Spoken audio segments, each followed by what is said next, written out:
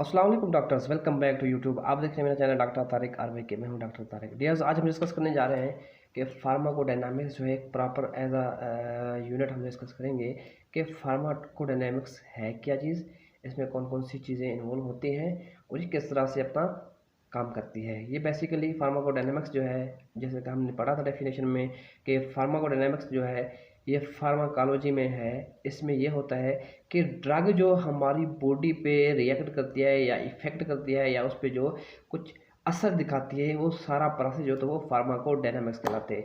फिर फार्माकोडायनामिक्स में क्या क्या होता है। फार्माकोडायनामिक्स में एक ड्रग होती है, सही है, उसकी मुख्तलिफ सूरत हो सकती है, या तो वो इंजेक्शन हो सकता है या फिर वो कोई टैबलेट हो सकती है, कैप्सूल हो सकता है, वो कुछ भी हो सकता है, सही है, पाउडर भी हो सकता है, बहुत इकसाम है ड्रग की, सही है। तो वो ड्रग होगी, ड्रग हमारी बॉडी में इंटर होगी फार्माकोकाइनेटिक्स के थ्रू। लेकिन अंदर जाके बॉडी में फिर ड्रग क्या काम करती है। ड्रग सबसे पहले हमारे रिसेप्टर पे असर करती है कि रिसेप्टर को जाके ज्वाइन करती है, और ड्रग का जो रिलेशन होता है वो रिसेप्टर के साथ ही होता है, रिसेप्टर के थ्रू होता है। Without receptor drug can not start its function, it's reaction. So drug जब बॉडी में इंटर होती है, ये जाके इसके स्पेसिफिक रिसेप्टर्स होते हैं, और रिसेप्टर फिर आगे दो तरह के होते हैं, बेसिक एगोनिस्ट, एंटागोनिस्ट। फिर हम देखते हैं रिसेप्टर से ये किस तरह अटैच होती है, किस तरह के साथ अपना बांड बनाती है, बाइंडिंग करती है। तो उसके लिए जो है इसके पास स्पेसिफिक प्रोटीन्स होती हैं। रिसेप्टर जो है बड़े मालिक्यूल्स होते हैं, प्रोटीन्स होती है स्पेसिफिक हमारे सेल्स के ऊपर, तो वो सारा रिएक्शन दिखाते हैं। जब ये सेल इसके साथ मतलब ये ड्रग जाके इंटरेक्ट करती है, उनके साथ अटैच होती है, उन रिसेप्टर के थ्रू एक रिएक्शन शुरू होता है। इस ड्रग को अटैच करने के बाद, मिलाने के बाद फिर अपना स्पेसिफिक रिएक्शन दिखाती है। होता यह है जब ड्रग वहाँ पे टारगेट चीज़ पहुँचती है, उस टारगेट आर्गन पे, उस टारगेट रीजन पे इसके स्पेसिफिक कुछ रिसेप्टर्स होते हैं, तो वो रिसेप्टर इसको अपना फिर अलाउ करते हैं, इसको परमिशन देते हैं उस ड्रग को उसके साथ अटैच होने की। जब अटैच होता है फिर तब जाके रिएक्शन दे आती है। अब यह है कि रिसेप्टर क्या होता है। सबसे पहले हम देखेंगे pharmacodynamics, simple effect of drug on the body. On the body meaning कि उसी जिस्म पे या उसी सिस्टम के उसी पार्ट पे जो ड्रग का इफेक्ट होता है वो होता है फार्माकोडायनामिक्स। अब फार्माकोडायनामिक्स में क्या होता है, ड्रग होती है, सही है। अब ड्रग क्या करती है, वो रिएक्ट करती है रिसेप्टर के साथ। अब देखते हैं कि ड्रग क्या होती है बेसिकली, सही है। ड्रग जो है बेसिकली, ड्रग एक ऐसी एक सब्सटेंस है, substance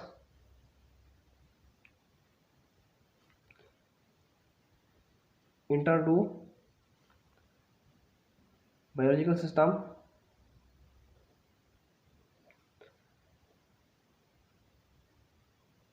to alter their function. अब बायोलॉजिकल सिस्टम में क्या चीज़ें होती हैं, कोई सेल हो सकता है, कोई टिश्यू हो सकता है, कोई आर्गन हो सकता है। तो इस तरह ये सारा जो है एक बायोलॉजिकल सिस्टम है। उस बायोलॉजिकल सिस्टम के साथ ड्रग जब अटैच होती है, जब उसके साथ अपना रिएक्ट करती है, उसके साथ इंटरेक्ट करती है, तब जाके अपना रिएक्शन दिखाती है। सारा क्या करती है, ड्रग का। अब देखते हैं रिसेप्टर क्या होते हैं। अब रिसेप्टर पे आ जाते हैं। रिसेप्टर जो है, रिसेप्टर स्पेसिफिक मॉलिक्यूल्स होते हैं,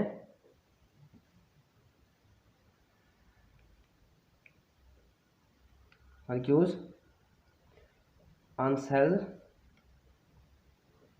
that allow या permit substances to enter the cell। तो ये होते हैं रिसेप्टर, सही है।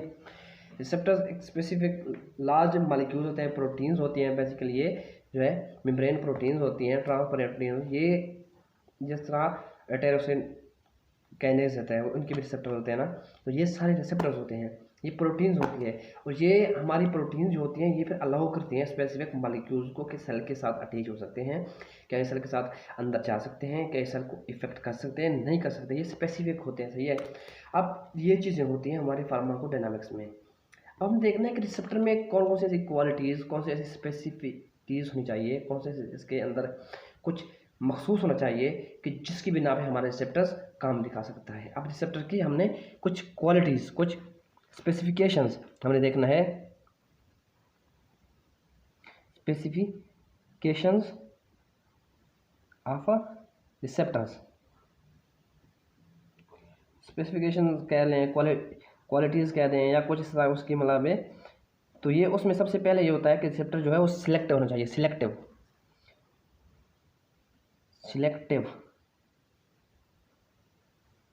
नए रिसेप्टर को सिलेक्टिव होना चाहिए। सिलेक्ट का मतलब ये होता है कि वो हर किसी के लिए परमेबल नहीं होना चाहिए, बल्कि एक स्पेसिफिक चीज़ के लिए स्पेसिफिक होना चाहिए, उसको सिलेक्ट होना चाहिए कि अगर एक रिसेप्टर जो वो एक एंजाइम टायरोसिन किनेज के लिए है तो वो उसी को इंटर होने दे, उसी के साथ ही अपना वो करे, लेकिन किसी दूसरे को इंटर होने ना दे। जिस तरह एंजियोटेंसिन कन्वर्टिंग एंजाइम है तो उसके जो स्पेसिफिक रिसेप्टर है सिर्फ उसी को इजाज़त देता है, किसी दूसरे को नहीं देता। तो इसलिए इसकी स्पेसिफिकेशन होना लाजमी है, सिलेक्ट होना चाहिए। सिलेक्टिव मीन के स्पेसिफिक फॉर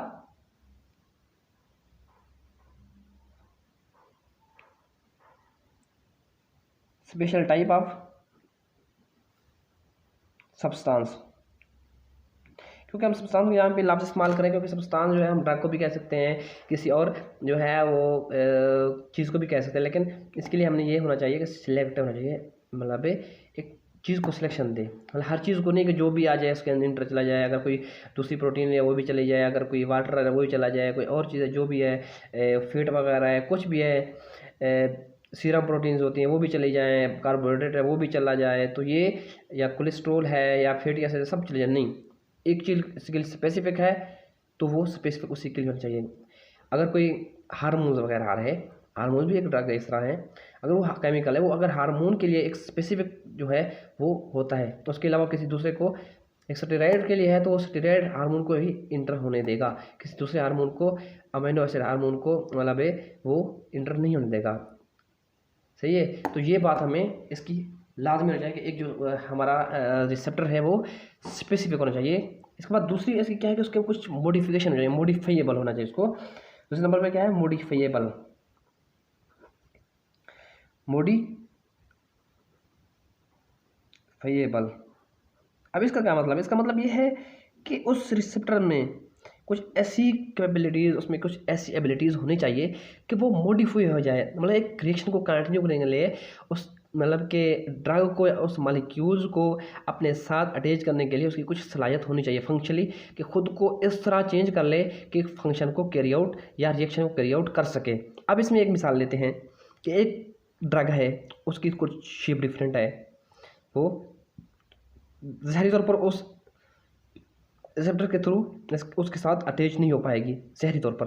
अब क्या होना चाहिए, अटैच नहीं होगी तो ड्रग का कोई रिएक्शन नहीं होगा, ड्रग कोई अपना असर नहीं दिखाएगी, तो फार्माकोडायनामिक नहीं होगा, मतलब फार्माकोडायनामिक का जो असूल है वो प्रिंसिपल इस पर अप्लाई नहीं होगा। हाँ, जब हमारा रिसेप्टर ही मतलब उसके साथ मॉडिफाई होने के लिए उसमें कुछ लचक नहीं है, उसका इलास्टिसिटी नहीं है कि यार एक ड्रग आ गई है अब उसको हमने अटैच तो करना है, जब हमारे रिसेप्टर में ये चीज़ें होंगी तब उस चीज़ को अपने साथ अटैच करेगा, उसको साथ अपने जो है वो परमिशन देगा, उसको अलाउ करेगा कि आ जाओ अटैच हो जाओ, उसके बाद अपना रिएक्शन दिखाओ।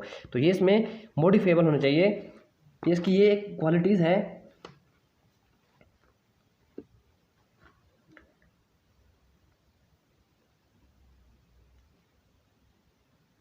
सम changes to its structure to allow a specific function. तो हमारा रिसेप्टर मतलब वो कुछ चेंजिंग नहीं करेगा तो वो उसमें नहीं कर पाएगा, मतलब अपना वो रिएक्शन नहीं दिखा पाएगा, अपना जो है वो इफेक्ट जो ड्रग है वो नहीं कर पाएगी। तो इसलिए हमारे रिसेप्टर में मॉडिफिकेशन होना लाजमी है कि उसके अंदर कुछ ऐसी क्वालिटीज़ होनी चाहिए कि यार वो उसकी हेल्प कर दे। अब ड्रग की शेप भी डिफरेंट हो सकती है, ज़्यादा ज़्यादा वो ड्रग उसी मतलब के रूट के थ्रू जा रही है तो रास्ते में उसको कुछ रुकावट का सामना होता है, तो वहाँ पे उसकी कुछ शेप चेंज हो जाती है। उसके बाद जब उस अपने टारगेट पे पहुँचते तो वहाँ पे उसको ये रिसेप्टर हेल्प कर सकता है, अदरवाइज़ वो ड्रग हमारे किसी काम की नहीं है। अब ये हो गया दो इसकी स्पेसिफिकेशन। अब तीसरी क्या है इसकी स्पेसिफिकेशन? तीसरे नंबर पे है कि उस रिसेप्टर को उसकी जो बाइंडिंग साइड है ना वो अच्छी होनी चाहिए। वो बाइंडिंग साइड उसकी मतलब कि जहाँ पे वो हमारी ड्रग आके बाइंड होगी, या हमारा कोई हार्मोन वगैरह हो या कोई केमिकल्स वगैरह कुछ भी हमें मतलब ऐसे कोई चीज़ जो हमारे सिस्टम को चेंज कर सकते, वो उसमें कुछ स्पेसिफिकेशन मतलब उसके अंदर ये होना चाहिए क्या कि वो अपने बाइंडिंग साइट उसकी स्ट्रॉन्ग होनी चाहिए। अब क्या है, बाइंडिंग साइट या रिकॉग्निशन साइट भी इसको कहते हैं, एक ही चीज़ है, बाइंडिंग या रिकॉग्निशन साइट ऑफ रिसेप्टर अब ये चीज़ हमारे रिसेप्टर के अंदर होनी लाजमी है। पहले नंबर पे उसके का सिलेक्टिवली मतलब वो होना चाहिए, मतलब ये हर के लिए अलाउ नहीं होना चाहिए। दूसरा कि उसके अंदर कुछ ऐसी सलाहियत होनी चाहिए, ऐसी कैपेबिलिटी होनी चाहिए कि वो अपने आप को उस मतलब कि सबस्ट्रेट और सब्सटेंस के साथ अटैच करने के लिए उसके अंदर कुछ चेंजिंग की सलाहियत होनी चाहिए। अब तीसरे नंबर पे है कि उसको अटैच होने के लिए अपनी बाइंडिंग कैपेसिटी भी होनी चाहिए, उसके साथ अपना बाइंडिंग जो रीजन है वो होना चाहिए, वो एक क्लियर रीजन हो जाना चाहिए, इस पर अपने हमारे जो ड्रग वगैरह या मालिक्यूल्स है वो उसके साथ सही तरह से अटैच हो सके, उसके बाद अपना रिएक्शन दिखा सके। ये the site or part of receptor that recognize उसको उसकी पहचान करनी चाहिए, उसको मतलब जांचना चाहिए कि यार ये जो है ड्रग ये हमारे साथ अटैच हो सकती है, नहीं हो सकती, ये हमारे काम की है या नहीं है, या इसके लिए हमें परमिशन है कि नहीं है। तो to recognize the drug molecule and allow it to bind with it. तो ये चीज़ है कि हमारी ड्रग आती है, हमने इंटर तो करा दी मतलब किसी रूट के थ्रू, लेकिन वहाँ पे जाके कोई मसला बन जाता है कि रिसेप्टर उसको एक्सेप्ट ही नहीं करता कि ये तो हमारे साथ है नहीं, तो हमारा सारा काम गड़बड़ हो गया। ये होता है हमारे रिसेप्टर्स की कुछ क्वालिटीज़ कि रिसेप्टर कैसा होना चाहिए, सिलेक्टिव होना चाहिए, वो एक चीज़ को सिलेक्ट करे। दूसरा मॉडिफिकेशन होना चाहिए, क्या कर सकते हैं कि वो अपने आप इस कुछ ऐसी चेंजिंग ले आए अंदर अपने अंदर अपनी स्ट्रक्चर में अपने आप में कि वो एक स्पेसिफिक चीज़ को अलाउ करे और उसके साथ मतलब है कि अपने एक रिएक्शन को जो है वो कंटिन्यू कर सके। अब तीसरे नंबर पे कि बाइंडिंग उसकी कैपेसिटी होनी चाहिए कि बाइंड किस तरह होना है, ये उसके साथ ये क्वालिटीज़ होनी चाहिए। तो ये हमने आज पढ़ा कि फार्माकोडायनामिक्स क्या है। फार्माकोडायनामिक्स बेसिकली ड्रग का इफेक्ट है ऑन द बॉडी, और ड्रग क्या होती है, एक सब्सटेंस है जो कि हमारे बायोलॉजिकल सिस्टम में, सेल में, टिश्यूज़ में, आर्गन में इंटर होने के बाद उस आर्गन, टिश्यू या सेल के फंक्शन को टोटली चेंज कर देती है। मतलब कि एक रिवर्सिबल ये चेंजिंग होती है, मतलब ये कहीं पे रिवर्सिबल भी हो सकती है। मतलब मोस्टली जब हम कैंसर सेल को ट्रीट करते हैं वहाँ पे ये रिवर्सिबल को उसको रिमूव करना था कैंसर को। अब किसी चीज़ में पेन वगैरह है उनको भी मतलब ये रिमूव कर देते हैं। कुछ होती है ज़्यादा मतलब टाइम के लिए, कुछ शॉर्ट ड्यूरेशन के लिए, सही है। मोस्टली जो है ये रिवर्सिबल मतलब उसका मतलब कि होता है, मतलब वो रिवर्सिबल नहीं होता। पेन खत्म करना तो बार बार तो मतलब वो इस्तेमाल नहीं करेंगे ना, तो वो उसको खत्म कर देता है। अब दूसरे नंबर पे कि रिसेप्टर क्या है, रिसेप्टर बेसिकली वो स्पेसिफिक मैक्रो मॉलिक्यूल्स हैं, लार्ज मॉलिक्यूल्स हैं जो काम करते हैं, सेल के ऊपर होते हैं, मतलब सेल मेम्ब्रेन में होते हैं, और ये अलाउ करते हैं specific substance to enter the cell to show its effect on the cell. अब ये हो गया। इसके बाद देखते हैं रिसेप्टर में कौन कौन सी क्वालिटीज़ होनी चाहिए। रिसेप्टर को सिलेक्ट होना चाहिए, एक चीज़ को स्पेसिफिक को अलाउ करे, मॉडिफाइबल होना चाहिए, इसके अंदर कुछ ऐसी क्वालिटीज़ होनी चाहिए जो वो मतलब कि फंक्शन को मतलब वो एक रियल में बना सके, वाकई फंक्शन हो सकता है, मतलब फंक्शन में कोई रुकावट को दूर कर सके। अब तीसरे नंबर पे उसकी बाइंडिंग या रिकॉग्निशन साइट भी होनी चाहिए, जो क्लियर होनी चाहिए, वो रिकॉग्नाइज भी करे उसके साथ बाइंड भी करे। अब ये तो हमारा इन चीज़ों के मतलब आपके रिसेप्टर क्या होता है और फार्माकोडायनामिक्स। और इसके बाद जो हमारे रिसेप्टर हुए दो तरह के होते हैं, एक एगोनिस्ट और एंटागोनिस्ट। एगोनिस्ट वो रिसेप्टर होते हैं जिनके साथ कोई ड्रग जब अटैच होती है उसके बाद जो फंक्शन होता है उस रिसेप्टर को मतलब कि एक्टिवेट करें, तो वो एगोनिस्ट होता है, वो फार्माकोलॉजिकल एगोनिस्ट होता है। अब दूसरे नंबर पे एंटागोनिस्ट वो होता है जिसके बाद अगर कोई ड्रग अटैच होती है उस रिसेप्टर के साथ, उसके बाद जो है रिएक्शन वो स्टॉप हो जाता है।